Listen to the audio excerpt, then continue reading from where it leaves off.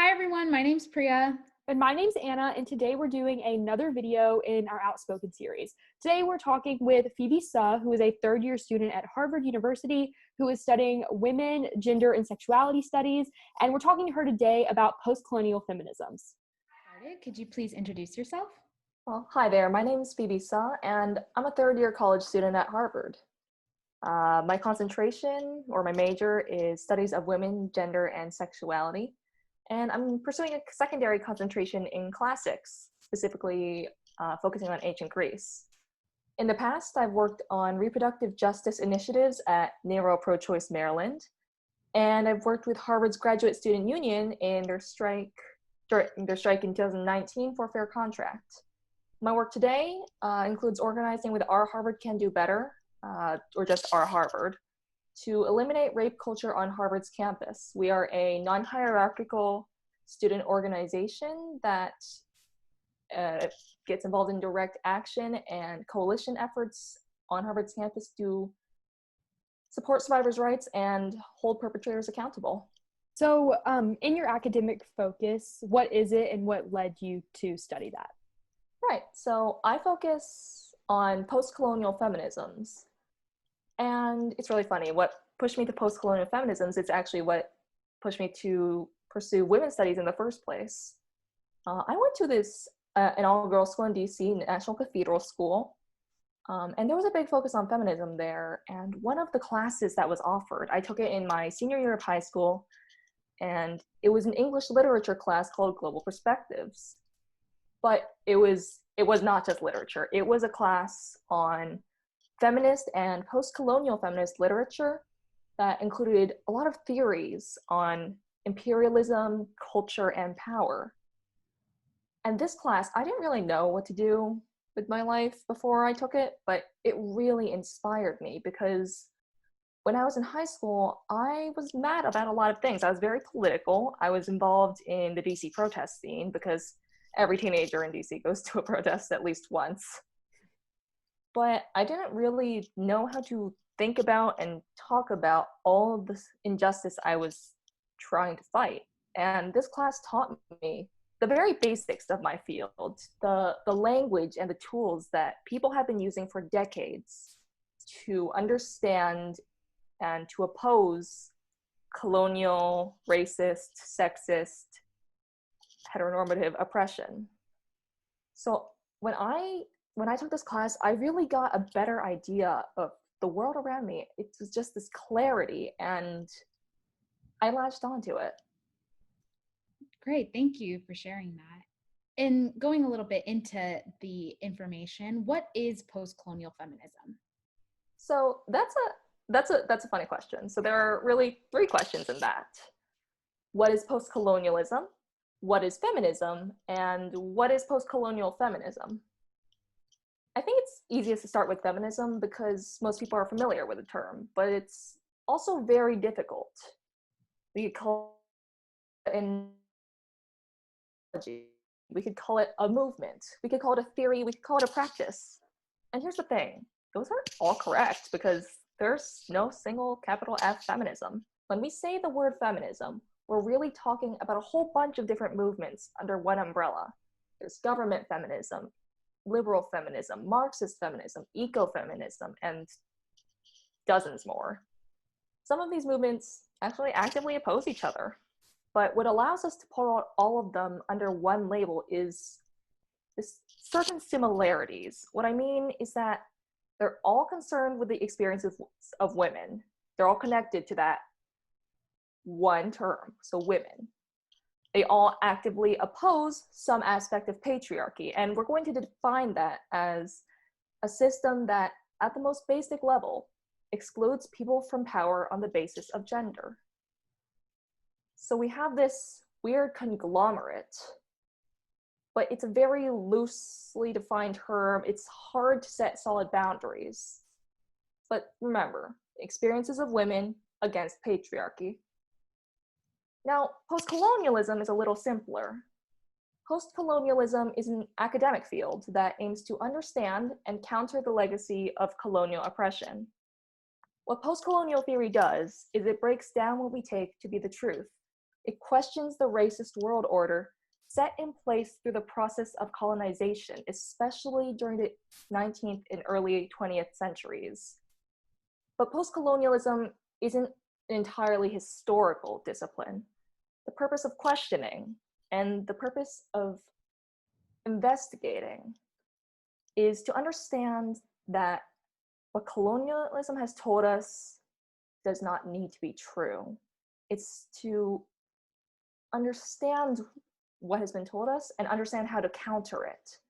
Once we understand it, once we have an idea of how it works, we know how we can undo the harm of colonialism in the present and how we can prevent it in the future.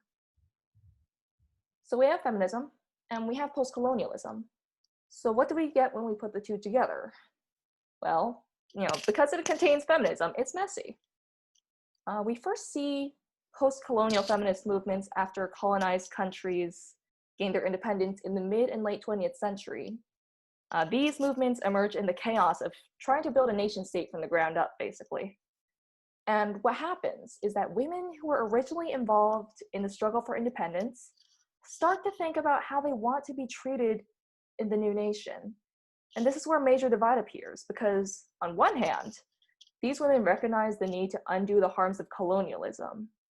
Colonialism harmed both men and women of colonized nations. And saving brown women from mistreatment by brown men was one of the most common excuses for racist colonial intervention. That intervention obviously didn't really help brown women. On the other hand, these women have experienced misogyny at the hands of their comrades in the struggle for independence, and they can see that women are being left behind. The same patriarchal structures and narratives that existed before and during the colonial period are being written into the new nation. So what post-colonial feminism tries to do is it tries to decolonize the struggle for women's rights.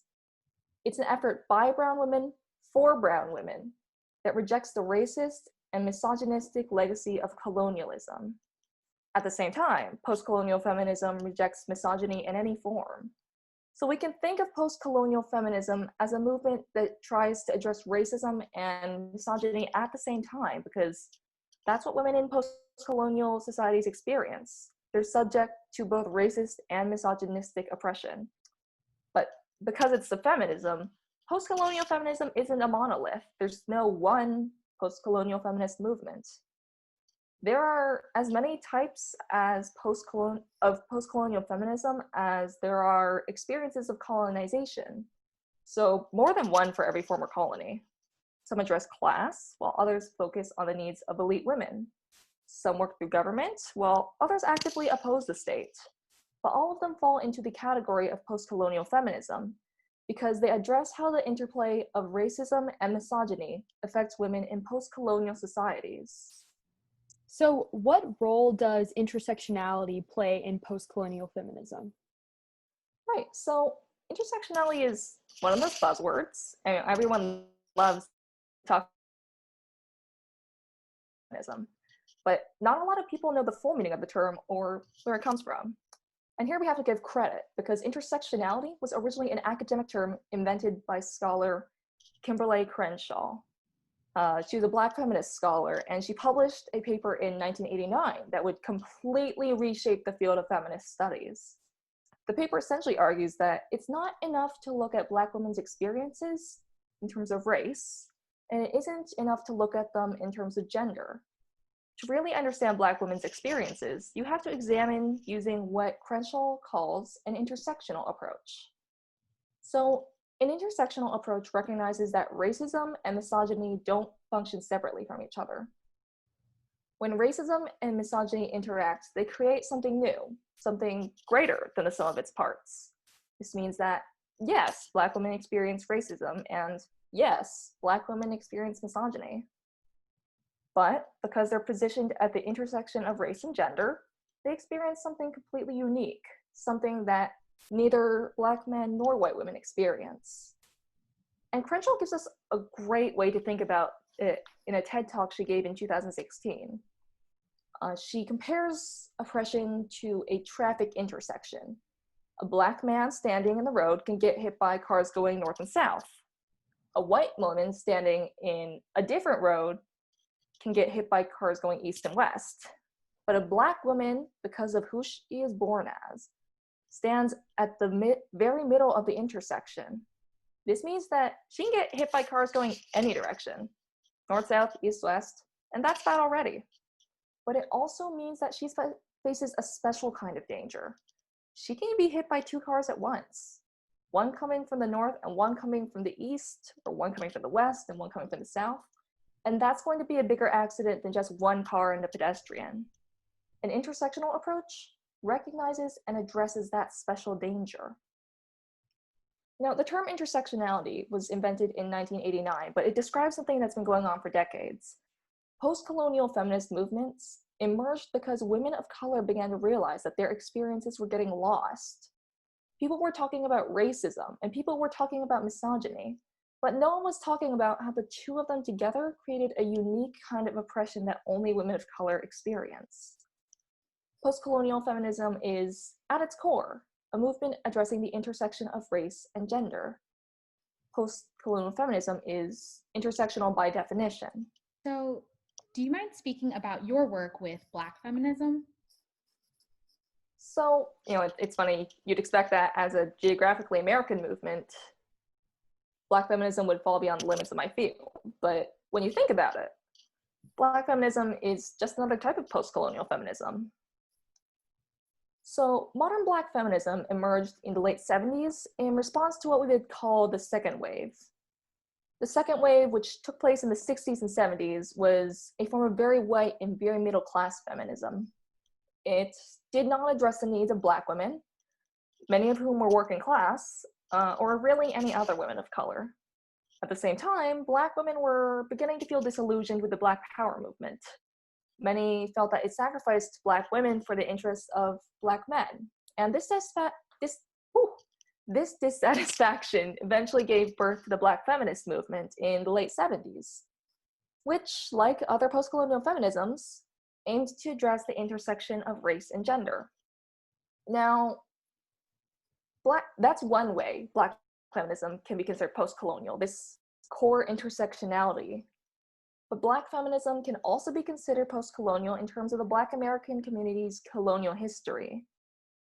We often think of the Black American experience as separate from the Black African experience. But the truth is that they are two sides of a single experience of colonialism.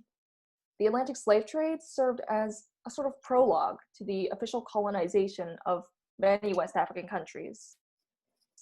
In the 1700s, European powers created a sphere of influence over the region to ensure continued profits, to ensure continued slaves.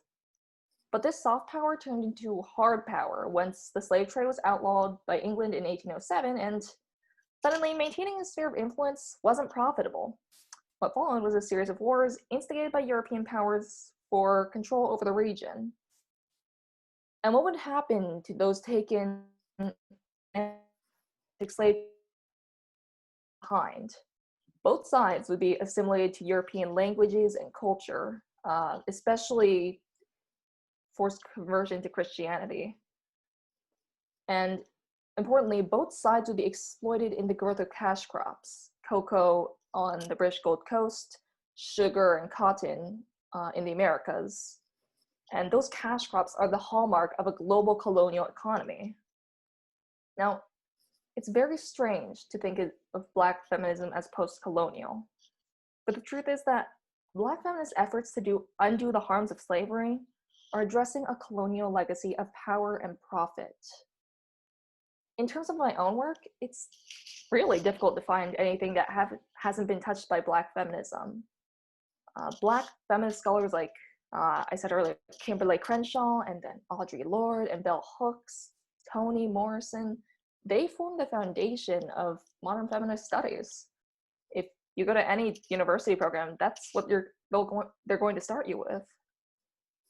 But beyond the foundational texts, I've studied a lot of Black feminist works on sexual violence and trauma. Sexual violence is a big topic in Black feminist discourse because of the historical violation of Black women at the hands of white men. And as a result, Black feminists have developed these really wonderful, extensive, really detailed theories on the impact of trauma, not just on the individual, but on the community. And these theories are really important to my work as an activist against sexual violence. You can't fight sexual violence without understanding what it does and how it works. And if you try to, you end up doing further harm to the community. So it's important that we listen to Black women when we're advocating for survivors' rights and against rape on college campuses. How are class and work analyzed by Marxist feminism? Right. So, like everything else we've talked about today, Marxist feminism is more of a category than a single movement or ideology. But in general, Marxist feminism is a type of feminism that focuses on the interaction between gender and labor. One of the central ideas is that women actually take on a heavier workload than men in terms of labor and compensation. And this is an idea that you're going to hear a lot these days because Marxist feminism did some really amazing analysis of how a woman functions in a modern capitalist economy. As you might have guessed, Marxist feminism comes from Marxism, but it isn't Marx who forms the foundation. It's actually the lesser-known co-author of the Communist Manifesto, Friedrich Engels. So, like 40 years after the Communist Manifesto was published, Engels took the class analysis that he and Marx had made super famous, and he applied it to gender. He said, what if women are their own special class? And his idea were that women had a sort of workplace in the home where their labor was exploited by men, but indirectly by the entire capitalist system. So Marxist feminists have taken this idea and run in two general directions. One type of Marxist feminist analysis uses Engels' work to look at women's exploitation by their husbands in middle-class, heterosexual nuclear families. So that means calling out how women's domestic labor, stuff like cleaning, cooking, childcare, has been historically dismissed even though it's work. And you see this type of analysis in discussions of paid maternity leave, in discussions of paternity leave, in discussions of who does the household chores and who raises the children when both parents work outside the home. And a Marxist feminist take would say that women are being exploited because they are doing unequal labor, and because they work outside the home in addition to doing all of this domestic work that's unpaid, but also unvalued. They're clearly not receiving anything in exchange for their labor. And then the other type of Marxist feminism focuses on working class women. This strain is rooted more in class. You could even consider it more feminist Marxism. And it addresses the special exploitation working class women face, especially because they're women, whether that's low wages, poor working conditions, or sexual harassment. And this second strain focuses on the intersection of gender and class in the way that the first one really doesn't. Now, both types of Marxist feminism have had a really big impact on other feminist movements. So it's hard to put a solid border on it. Of course, because feminism is so messy, it's hard to define. And a lot of post-colonial feminists have actually incorporated Marxist thought to address the intersection of race, gender, and class. One good example is, think about how colonial deforestation impacts poor women in rural India. So one really big problem that poor women in rural India have is that because the environment has been so destroyed by colonial resource exploitation, many women have to walk hours to find firewood every day. So this isn't a problem in white European countries because of infrastructure built using colonial funds. So all of those resources that the British exploited from India indirectly allowed for the implementation of gas range stoves in every household, so you don't have to go out and find firewood. this isn't a problem for rich women in rural India because they can pay another woman to gather the firewood. And this isn't a problem for poor men in rural India because gathering firewood is typically women's work because it's for the cooking. So we can only identify and address this problem when we look at race, class, and gender together. And here's where I want to modify our definition of patriarchy. Earlier I said that patriarchy is a system of power that discriminates based on gender. But the deeper you go, the more you realize that all of these kinds of oppression are connected. Race, gender, class, sexuality, religion, they all interact with each other, so we can't talk about any single one alone. And that's what patriarchy is. It's a complex system of power and inequality that affects every aspect of a person's experience. And every kind of feminism tries to fight this system, whether it addresses gender, gender and race, gender and class, gender, class and race, gender and religion, or any other combination. But the more intersectional the feminism, the more effective it's going to be at fighting patriarchy, because it's going to address and account for a larger part of this framework. And I talk about a framework because this spatial awareness is a good way to think about patriarchy. If you're a rich, white, straight woman, you can be caught between two walls. And you can go, so two walls, you can go forward or backward. But if you're Black, you're caught in a room with four walls and no ceiling.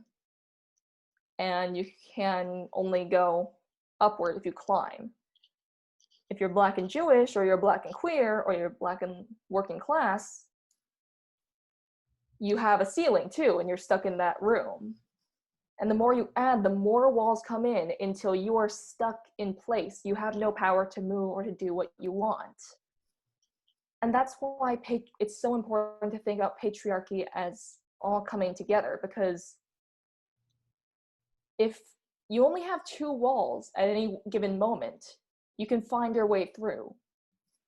But if you're hemmed in, there's no door.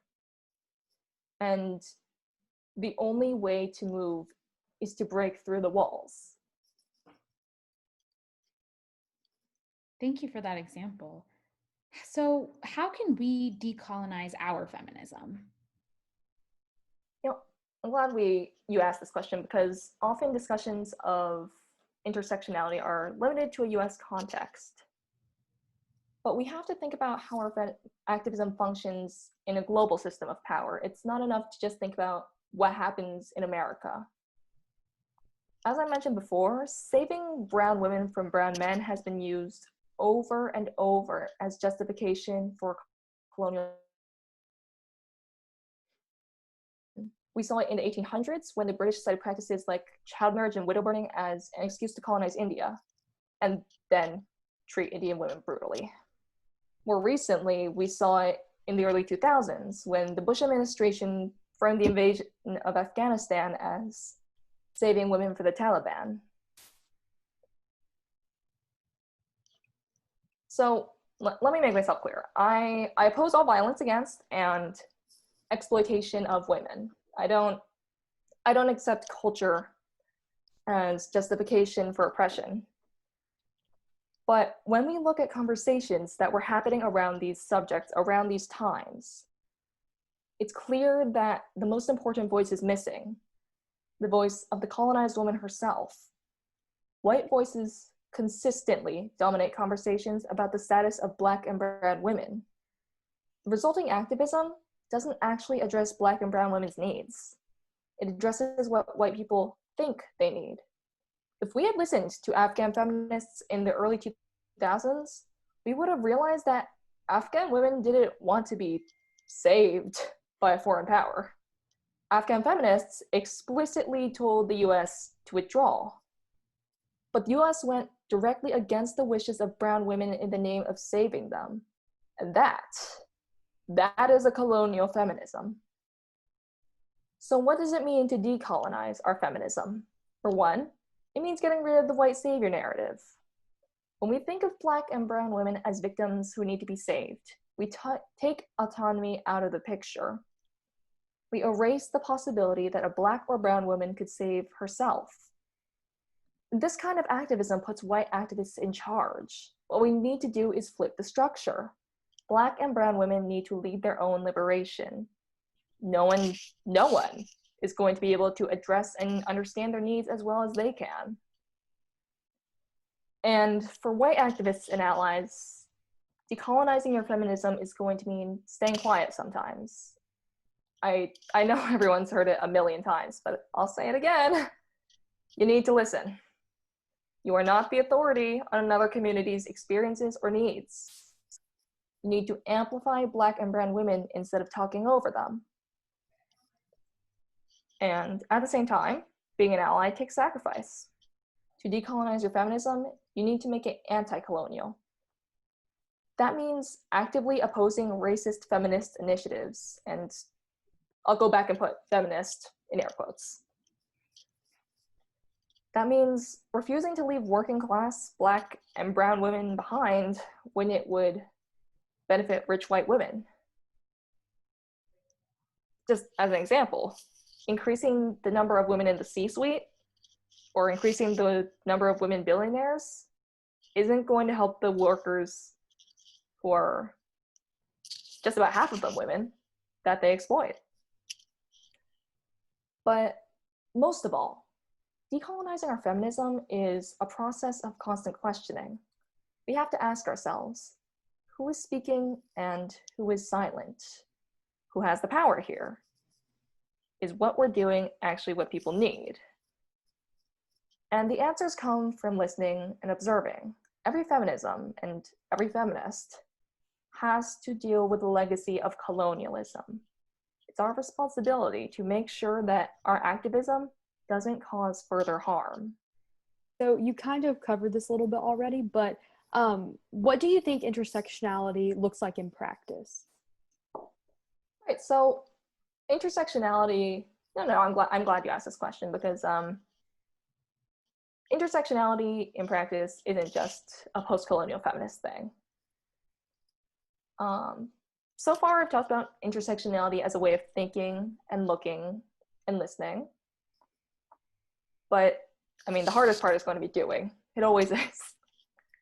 And I want to open by saying that you can't introduce intersectionality to something that already exists, because the point of intersectionality is to start at the intersection.